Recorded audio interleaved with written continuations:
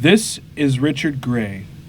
He is the owner, creator, and CEO of Sparrow Properties and Construction, one of Oklahoma's most premier roofing companies.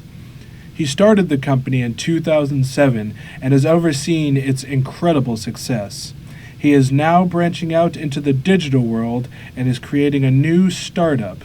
I asked if he would be willing to tell me about his companies and share with me how to achieve success in the business world today. What is Sparrow Construction? Well, Sparrow Construction is a construction company that does remodels, roofs. We make our most money with roofs, both commercial and residential roofs, but we also added a component of just remodel to help with the actual revenue. Have you always been in the roofing or construction business? No, I personally have not been in the construction business all my life. However, at a very young age, my father helped me learn a lot about construction, so it was an easy transition once I left a very large Fortune 500 company and decided to go out on my own. What made you decide to get into this construction and roofing business? Sure. So when I left a nonprofit organization, I really didn't want to go back into the working for a large company. I wanted to do something on my own. And so I started into doing sales for roofing. And after a few years, I decided I wanted to own my own business.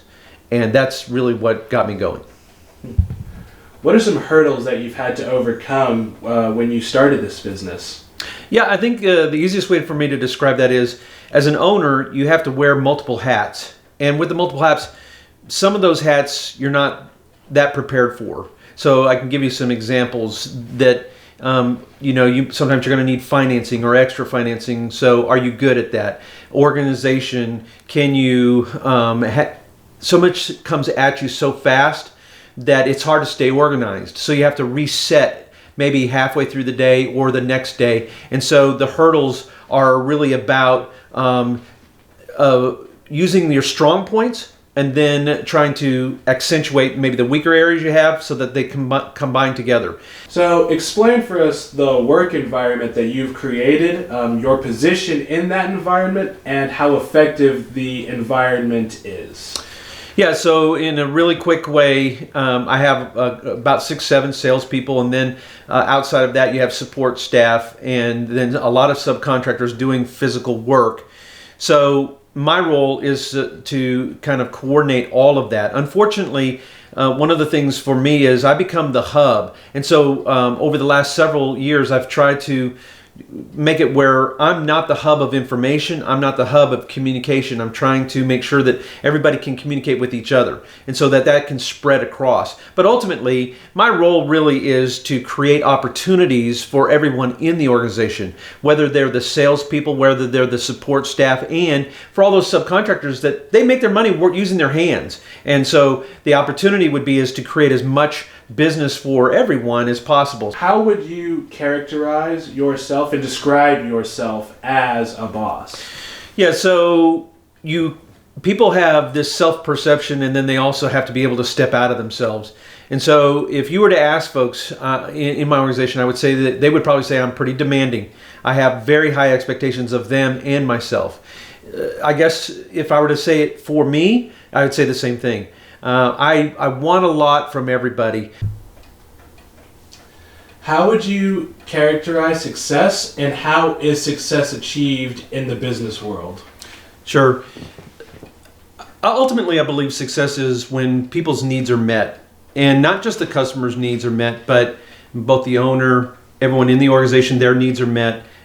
We have suppliers. So ultimately, everybody has to have their needs met. Well, what would help a company that might not be as successful become more successful? Or what would help a regular company become just more successful? Because that's the goal for everyone. Yeah, so you can take it really from both a human condition that needs to be met for the business, and that's this. Most all of us are not going to go out and start doing things if we don't have goals in mind.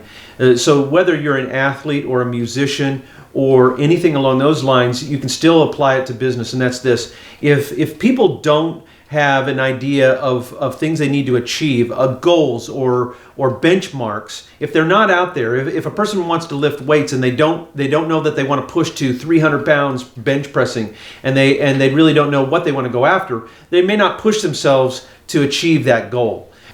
So, would you consider Sparrow Construction to be a successful company? Most certainly, and at the day that I don't believe that, then we need to shut down. So, as a businessman, you're always looking to expand and make yourself better and branch out into more areas, right? Oh, yeah. So, you're starting a new company brainchild type thing. Could you tell me about that, how you're trying to diversify? Yes, I'm glad you asked. We have a company that we're right on the verge of launching, and we actually have sold a few licenses. It's a programming company called ELife HCM, or Human Capital Management. And our software is called Life Pulse. We believe it's the life pulse of any company. And that Life Pulse is that performance review situation where people have the goals that they need to be looking at all year long and really going after. And if you took from the Bible, it says, where the people have no vision, they perish. And so the same thing can be applied really in this situation where if people do work, and they just do things all day long, but they didn't understand how they fit together to actually achieve certain benchmarks and raise the amount of goals that they're trying to achieve, then they really don't know where they're going with all of this work. And so the idea behind this brainchild is essentially give the people goals that they can achieve and that they can see the results, that they can track the results. They can have the thrill of hitting it. They're like, yes, I got it. And so what are some benefits of using ELife as opposed to the old model of having yearly, biannually, or quarterly performance reviews?